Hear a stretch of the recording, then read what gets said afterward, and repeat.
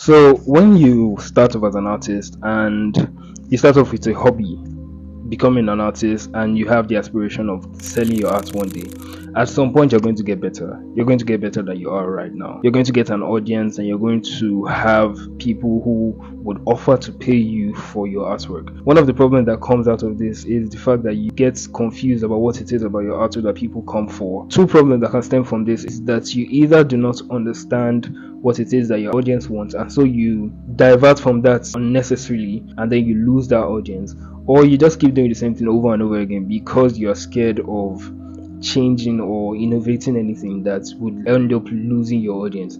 So those two things can be a problem. And like I said, it's important that when you get to this stage of your art, categorize your artwork, understand what it is that your audience is there for. And the easiest way to categorize your artwork is to actually categorize what it is about art that people go for. Hey guys, your boy 4ID. I'm an artist and a visual designer, and today we're going to be talking about understanding your audience. There are a couple of things that people like about artwork. When I say a couple of things that people like, it's not necessarily the only thing, but they can be a measure of different things that people like about your artwork. But you need to be able to categorize it and say, this is what people love, this is what people speak on. And the easiest way to do this is either to go through your comments, to go to regurgitate on whatever reviews that people have had about your artwork, what it is that people say they love. And once you understand that, you can put that down on the paper and say, this is something I would like to hold on to or stick to for a while until I have a more base understanding of what my artwork should look like. So number one of those things is your technique. So there are a couple of artworks that are known just for the technique that they use. It's not people don't like them because they are beautiful. It's not just because they have a story to them. A number of artworks are loved because of the technique that they use. Maybe it's scrap work, maybe it's scrap sculpture, or just a technique that is very unique or different. I've seen people who burn wood to paint, and what people obsess about is not just because the artwork that they make is realistic, but because of that technique that they use. People love them for that, and people are mesmerized by that technique. And so once you get to that point, you might still want to change the art style, you might still want to change you might still want to change a couple of things about your artwork, you might still want to change the storyline, but that technique is something you should hold on to, because you understand that this is something that people love. You can be doing mixed media, you can be doing whatever it is, even if it's a pencil work. There are different techniques to making pencil works that can be unique to you. So once you understand that you've done something that is unique, it's important for you to stick with that and stay on track with that technique in order for you to build an audience that is bigger than that, and also build a customer base for your artwork. So another thing is the story or the content. So a good example of this is people who make artworks about like African culture, artworks about Black Power. Best way to understand is once you make your artwork, there has to be a story to it. So people are not coming for, like I said in the first place, people are not coming for your technique. People are not coming because you made an artwork that is that takes time. It doesn't. Those things don't make people obsessed with your work. Even if it doesn't even have to be a realistic work, it doesn't even have to be any of these things. It just has to be a work that has a story to it. And so if you become this type of person, you have to grow in your style of storytelling. You have to be able to explain your work. You have to be able to give a work that is almost self-explanatory, and also build your ability to tell stories. So once you understand that this is your artwork and this is your style and this is your audience, lean into that. Now you can play around with a lot of things, but never play around with your story. If your story goes directly towards a particular niche of people or a particular community of people, stick with that community. And even if you're about to like explore different other things, stick with your storytelling abilities. Make sure that your artwork is able to explore stories in ways that many other artists are not able to explore it. And so once you get to that point, like I said, narrow down on storytelling, narrow down on content, narrow down on the context of your work. Make sure that your work explores something that many other artists don't explore. Like I said, you can have a measure of different things. It doesn't have to be just one thing. It can be a couple of things that come together to make your artwork. And so once you're able to pick that from these categories I'm laying out, or even more than this, maybe if you have something that is different, just make sure that you stick to those things and you explore better using those things. 3 is your aesthetics, or your ability to reflect beauty, your ability to make sure that your artwork is beautiful. Now, you don't really have, in that case, you don't really have to be realistic. You don't really have to tell a particular story. You don't really have to make people obsessed with your technique in that sense. But once you get to that point, most of your artworks are just supposed to be beautiful. If you notice that from your audience or your comments or any of these things, people are always saying, wow, I love how beautiful this work is, I love the colors are so vibrant. Never lose the vibrancy of your colors. Never lose the sharpness or the saturation of your colors. Never lose the things that make people so obsessed with your work, that makes them want to put the artwork in their living room. So once you're able to understand that, you can play around with different stories, you can play around with different techniques, you can lose all of these things, you can change things, you can play around with those things, but never play around with the aesthetics of your work. So once these are 3 categories that you might understand, you don't really have to be the best at making time-lapse videos of your work if your technique is not so crazy, if your technique is not something that mesmerizes people per se. You don't really have to make the best time-lapse videos. You don't really have to make any of these things.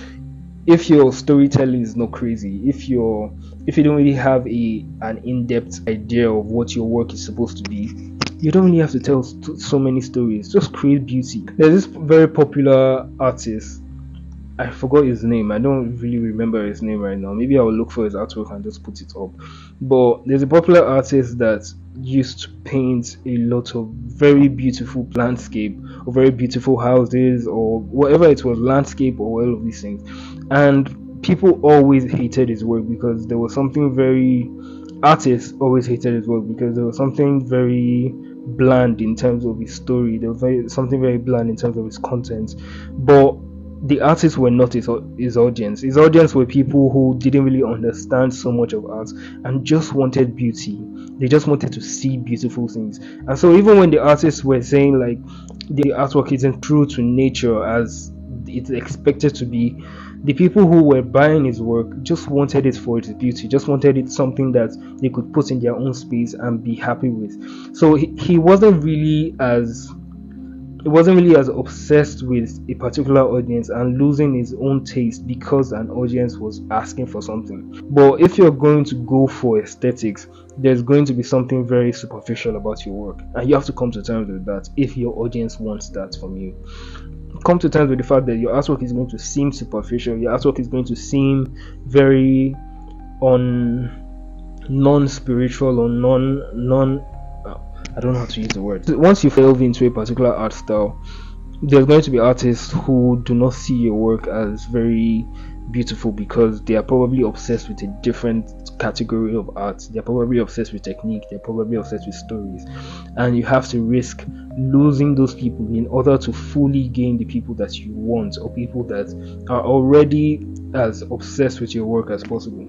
So another thing is your detail, or attention to detail. So this is different from technique per se. This is not necessarily technique. This is more like maybe your process, the way your process is, and how much time is taken in those processes. So your technique might involve the style or the kind of materials that you use in your artwork, mediums, the way in which you approach an artwork, or the way in which you approach an art style. And the difference with that attention to detail is the fact that once you create something, let's use hyperrealism is not so much about the technique of the artwork, it's about the attention to detail and the process. So most of these people who make this type of things often pay more attention to showing their processes, showing how long it took to make something. And once you see a picture and you see something that is photographic and somebody tells you that it was made with a pencil, that is what makes you obsessed with it. It is not necessarily a unique technique. It is a pencil work, but there's a lot of time that has been put into it. There's a lot of effort that has been put into creating that particular artwork. So once people love you for your attention to detail, let's say you're making hyperrealism, let's say mostly hyperrealism falls in, I think it's mostly hyperrealism that falls into this category. But there are many other art styles that people see and feel like there's a lot of attention to detail. Maybe you're making like cross hatching and your cross hatching was so elaborate, or your point, let's say you're doing pointillism or something, and your pointillism was so elaborate that it made people so obsessed with it. Then that's about your process. Many people are obsessed with processes. Let's use somebody like Kim Jong-ji, who made a lot of illustrations that were very mindless, and it will fill up a whole board with his artwork. That was something where people were obsessed with the process, not because people were not saying he drew something that had a whole crazy story. People didn't say he made something that was so mind-blowing in terms of the storytelling or something. People were obsessed with the fact that whenever this person picked up a pen, he didn't use a grid, he didn't use a scale, he didn't use any of the artist scale or any of the proportional scales, and he was able to make artworks that were mind-blowing. So once he understands that, he leans into that. He's not the kind of person that is going to make an artwork and tell you the story behind this is about my family. Obviously he has that, he's told a lot of stories about those things, but that was not what people were obsessed with when it came to the artwork. So if you're a hyper realistic artist, if you're a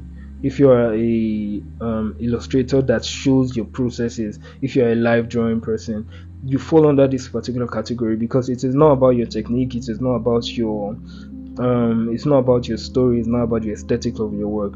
It's about the process and the fact that people are obsessed with how talented you are in terms of your processes, with how much effort you put in, or how little effort you put in terms of drawing. So you're either on one scale of doing so much work, and people understand that this is so much work and they love you because you are able to put in that much work. And then there's another scale of it where people do live drawing and it almost looks like there's no effort put in. People are obsessed with these processes. So most of the times what blows up about this is maybe their time lapse, maybe their process videos, maybe all of these things. And lean into that, like I said, lean into documenting your processes more than documenting the story behind your work. So once you understand that, like I said, lean into that. Another thing is maybe the socioeconomic value. So if you're making an abstract work and many of your abstract works are being bought by, I don't know, many art collectors who probably do, I don't know, maybe money laundering or something like that. Maybe that's where your artwork falls into, and people want to buy your artwork just because of they want to be able to resell. And you understand that, then you don't really have to go crazy about stories. You don't really have to obsess about your stories. You don't really have to obsess about your you don't really have to obsess about your technique. You don't really have to obsess about how much detail you put into your work. What you have to be hyped about, or what you have to take your time to do, is to network and to put yourself out there and promote your work in a sense where people want to buy, because they understand that whenever they want to sell this work, it's going to sell for higher. And a good example of this was the older version of Picasso. So somebody like Picasso was starting off with a lot of, he went through most of the phases. He went through the technique phase, he went through the realistic phase, he went through the detailing and making very beautiful works, and then he fell into this point where he started talking about the story behind his work. Or not necessarily story, but he started making himself, promoting himself to where people wanted to buy an artwork, not because the artwork was beautiful, not because of the story behind it, but because Picasso made it. And so once you get to a point where your artwork is more of an economic value, gives a more of economic value to people, or a financial value to people, it's best for you to understand that you have to promote yourself as a brand. Like, you have to be your own brand. It's not, you have to understand that at that point it is not about your artwork anymore. It is about you. You have to be your own brand. You have to step into places that your artwork would not go into, or you have to walk into places before your artwork. The labor audience, like people who just want labor from you, who just want your artwork for what it does for them. So if it's like a functional artwork, once you understand that your artwork is functional to people, or not necessarily always functional in the sense of making a cup or making a mug or something like that, your artwork can be functional in the sense of making a book cover design or making an album cover or something like that. And like I said, you can have a couple of these things. Maybe people want your album cover because of the stories that you've told through your normal artworks, and they want your artwork as an album cover because of that reason. So there's a lot of things that can go into this.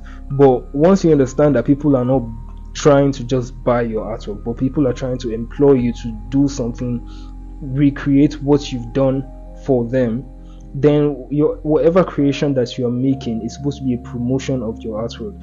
Your whatever space that you're entering, you have to be entering spaces like that people are able to employ you or commission you for your artwork to work for them. So like I said, you can do all of these things consecutively. You can do over and over again. You can do this for different people, and you can have different types of audiences on different platforms. But when it comes to making a labor intensive artwork or making a functional artwork, then you have to understand that at that point you're not just an artist, you're more of a craftsman, and you're more of an employee to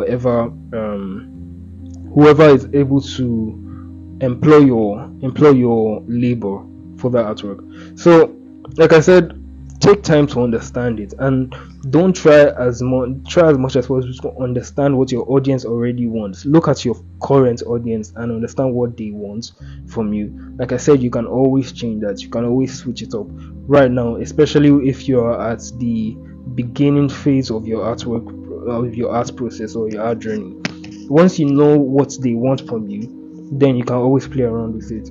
But like I said, understand that, take time to understand that, learn it, and then stick to what it is that people want, or stick to what it is that you know you can always provide. So if you are somebody that does the technique or people love for the technique, stick to the technique. But if you're somebody that if you're in a stage where people love something that you really don't think is scalable, or you really don't think you're able to provide more of, then start now to build an audience that you want to have. And once you start, it's going to be a huge problem in the beginning phase, because most of your current audience are going to be lost in that process. But once you understand that, take time to think about it, take time to start all over again, to start building something. And once you're able to build it, you will be happy with whatever audience that you have, because the audience that you would have is the audience that you want in that sense.